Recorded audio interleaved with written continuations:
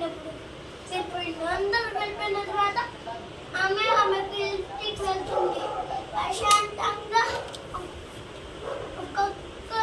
ఆ ముసలామెకి ఒక కుక్క ఉందంట. ఆ కుక్కతో కలిసి ఉంటుందంట. ఒకరోజు ఎప్పుడో తిట్టింది కదా వాళ్ళని. ఆయన ఒకడు వచ్చి ఆమె కుక్కని చంపేసిండు, ఆడే పెట్టేసిండు. నెక్స్ట్ కుక్క చనిపోయిన రోజే వచ్చింది ఆమె.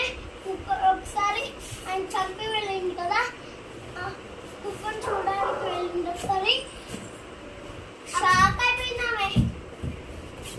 ఎందుకు ఆమె వెనకాల ఆయనే ఉన్నాడు, వెనకాల కుక్కను చంపిన ఆయనే ఉన్నాడు.